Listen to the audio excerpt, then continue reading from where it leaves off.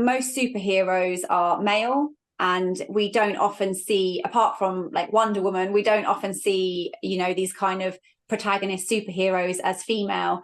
And I also wanted to show that, you don't have to be this kind of big, strong, bolshy character to be very, very strong. One of Vivi's superpowers is the fact that she can spark compassion in other people and, reflect the truth back on them. And how people respond to that is going to be different with different people, but ultimately what they then do with that information is down to them.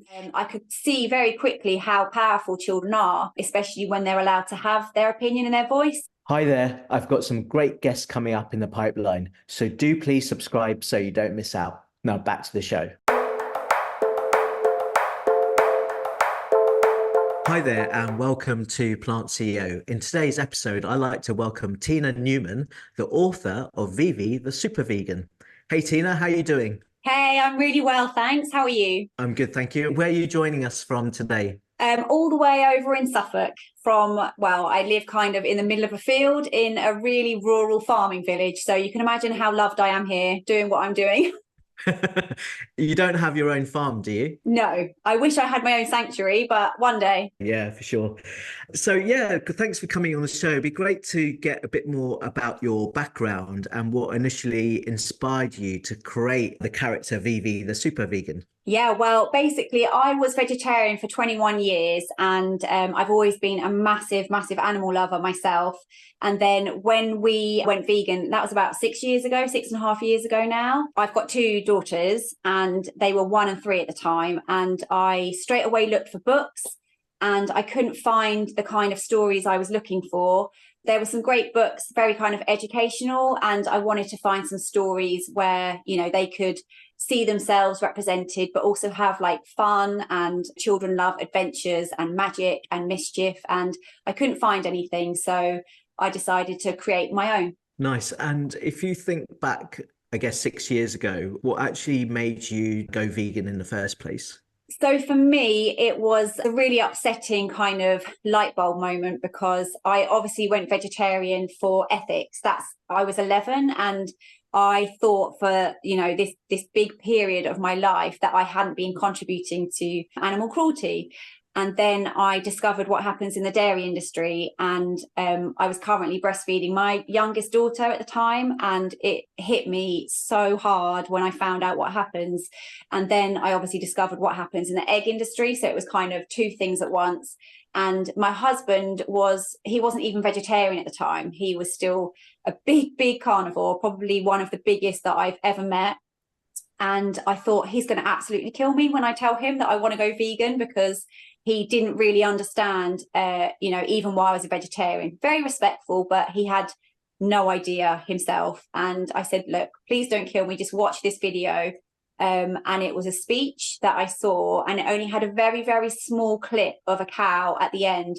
And it was just an instant thing for him. And he said, look, I'm going to do it with you and we'll do it as a family. So I mean, I nearly fell off my chair. I was so shocked that he said that he was going to do it. And but it really made things easier because we journeyed together as a family. Do you remember what video it was that you saw? I do. Do you know James Aspey, the animal rights activist?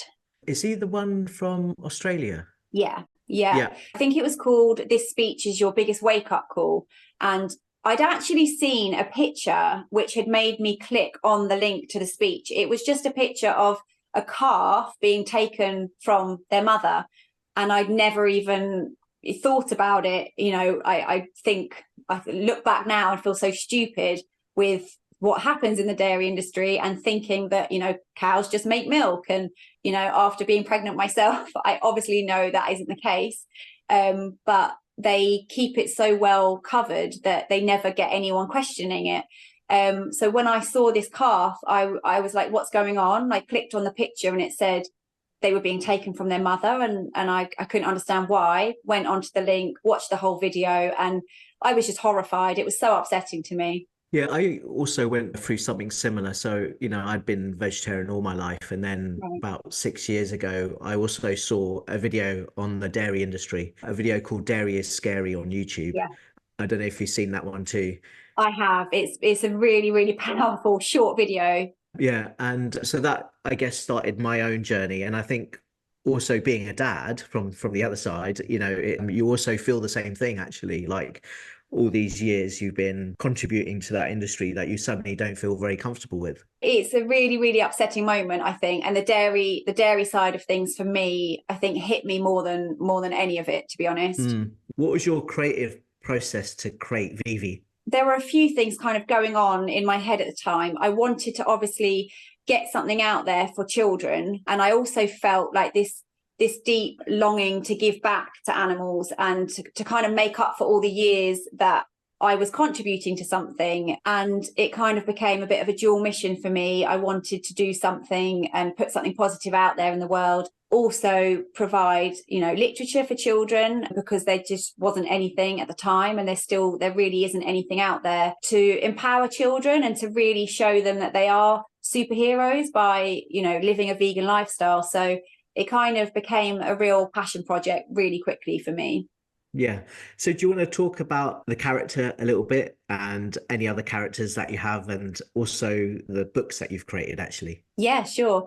So my main character is loosely based on my eldest daughter, because I think for me, I felt like most superheroes are male, and we don't often see, apart from like Wonder Woman, we don't often see, these kind of protagonist superheroes as female. And I also wanted to show that you don't have to be this kind of big, strong, bulky character to be very, very strong.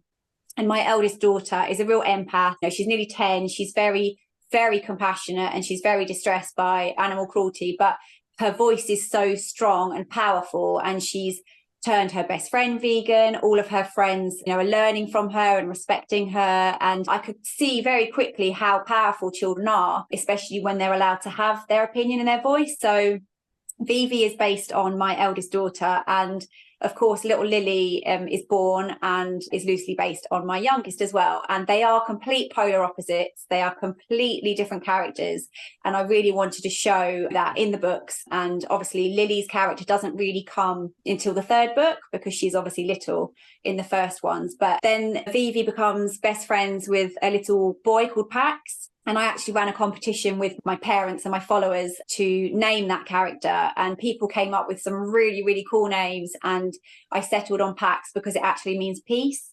And he is our planet protector. So he has his own cool powers. And I've got big ideas for where they can go, like the three of them. And I wanted to show kids that they're powerful on their own with their own choices. But when they work together with friends, they can do even more amazing things. Yeah, you've created an amazing set of books, and yeah, thank you for my copy that arrived this week. So yeah, I read that, and as you know, I've shown it to some kids who had some great feedback on it, and makes them think. I think that's the main thing, that you want these kids to have a conversation about it with their family, with their friends.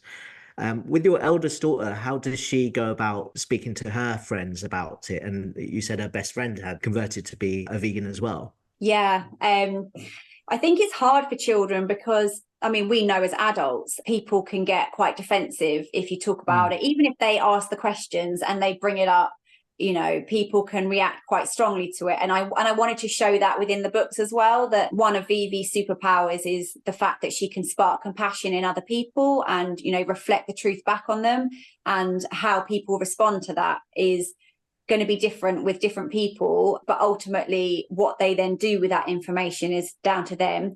But with children, I think they get away with saying a lot more with their peers and at school, and they're probably a lot more blunt than adults. Will probably try and sugarcoat things and kind of go around the houses. But I think because my girls are really well loved at school, they're really, really lovely children, and their peers are very respectful, she would just kind of open up a conversation, or maybe a child will ask her a question. And in fact, we had a situation the other day. They went on a school trip and there were pigs in the fields, and some of the kids started shouting bacon and laughing, and she did get upset, and we had a conversation about that. And I said, we kind of need to be really resilient in these situations and kind of give a good comeback. So rather than getting upset, which is hard, but as a result of that, one of the children asked her why she was upset.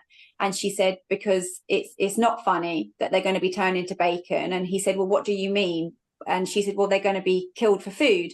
And he was completely baffled. He'd never even heard that. He wasn't even aware that that is what he was eating. And as a result, she then had this conversation with him, and it could have been the first time he'd even made that connection. So she'll have her moments of getting upset like that. And then she'll have these strong moments at school when she will just advocate and speak to her friends about things and say, well, I don't agree with that, and I think it's cruel. And they'll just obviously be trying to put all of these pieces together because they're only taking the views of their parents and their families. And it's quite hard for these other children when they're coming against my children who do know the truth, and they will speak the truth, especially when they're asked. So it's hard for them to navigate. I get that. And we're trying to make them as resilient as possible and give them the kind of knowledge so they can educate their friends, not in a judgmental way, but just to kind of be that compassionate role model, I suppose. Yeah, I think also each school obviously have different policies, but I spoke to a parent the other day and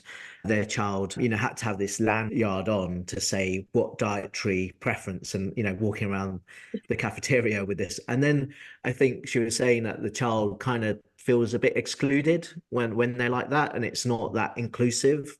Yeah. So I think that's kind of important because you want the child, not have that feeling that they're limiting their choices in a way or being seen differently. Mm. Have you noticed that in any of the schools that you've been when you've gone to especially talk about your book as well?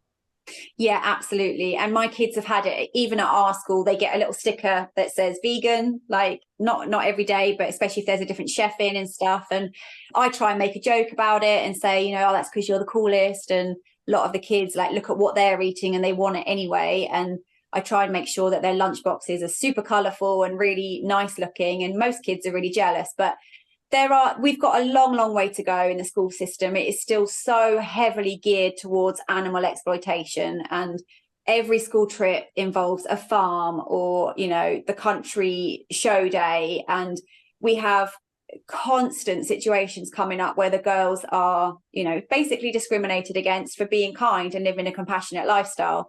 And it is frustrating, and you do feel very protective over them, but it's been this way for such a long time that it's going to take a long time to kind of undo now. And that's why I feel it's so important to have, books like mine and other people's out there to try and counteract the norm of exploiting animals.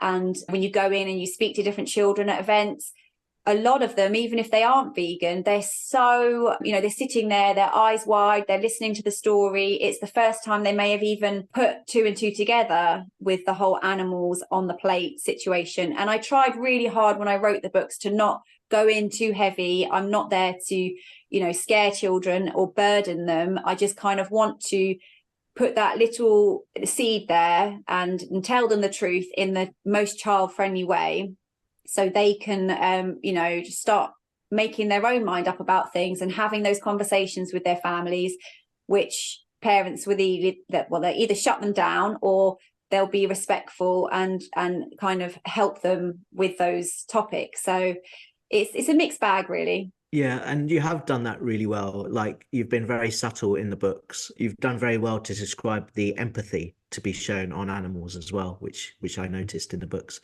Have you spoken to any schools that are predominantly, there are some schools now that are predominantly vegan, straight plant-based or vegetarian.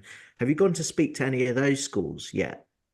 Not yet, no. I mean, I'd love to. I know there are a few, aren't there? Yeah. There are none near me, but as I say, we moved from London, kind of out of where probably everything is the most kind of forward-thinking, open-minded, and we're 50 years behind, back in Suffolk, living in the countryside. But I would love to speak to some more schools who are more open-minded.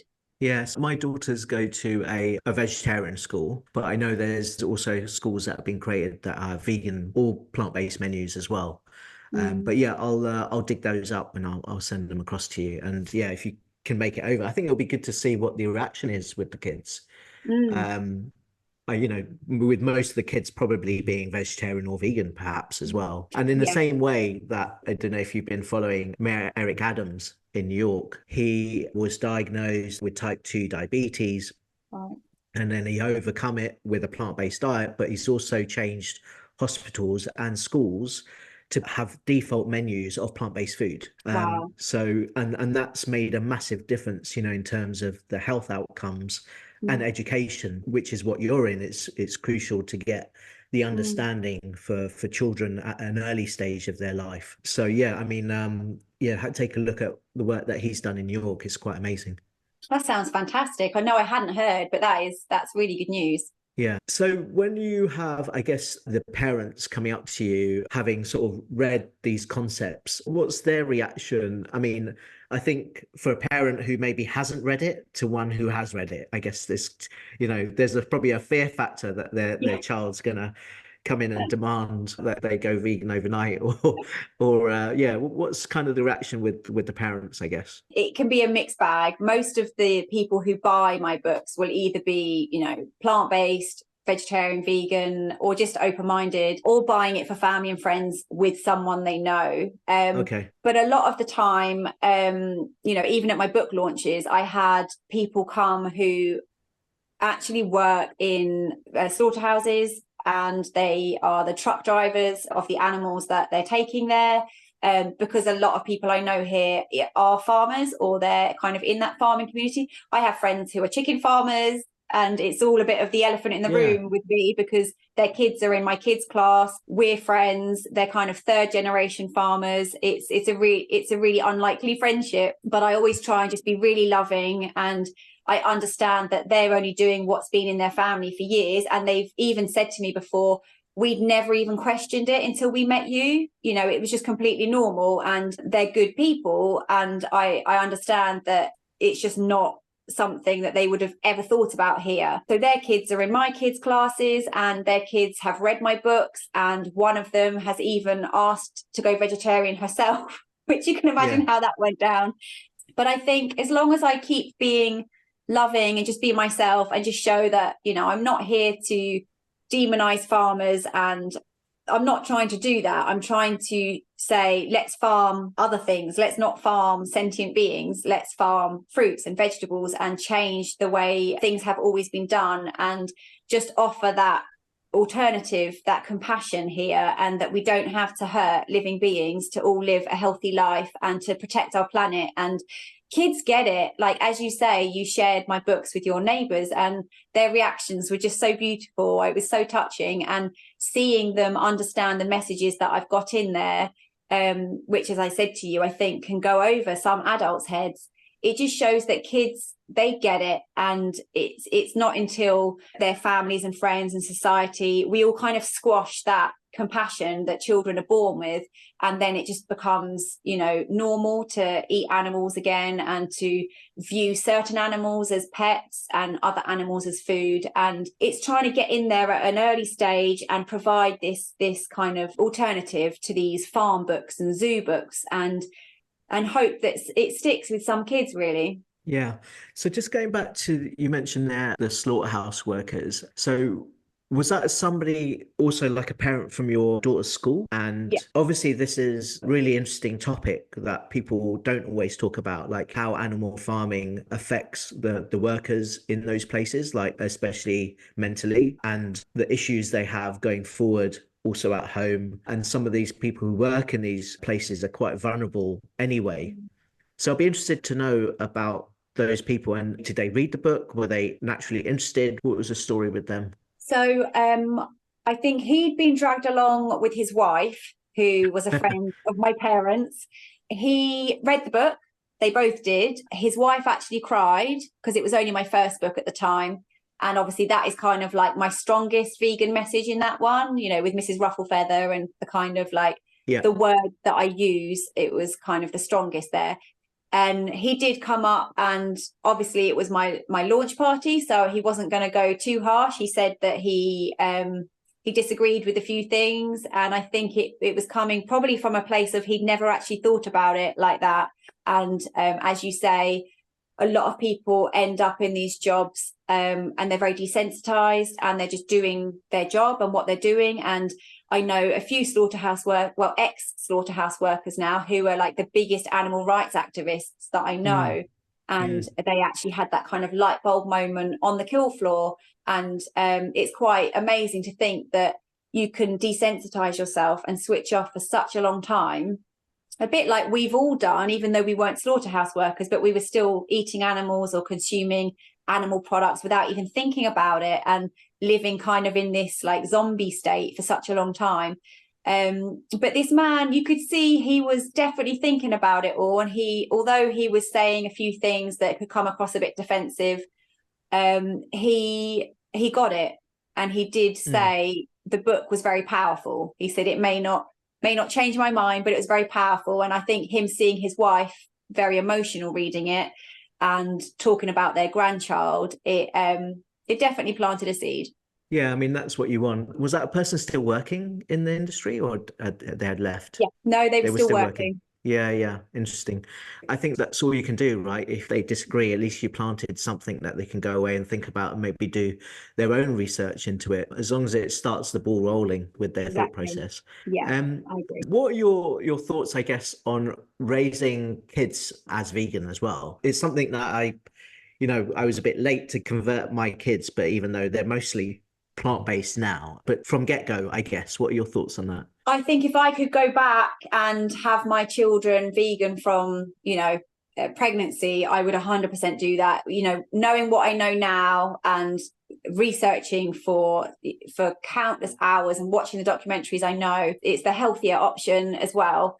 And it's also the kindest, it's the kindest lifestyle choice. So yeah, if I could go back, I would. But obviously my girls were 1 and 3.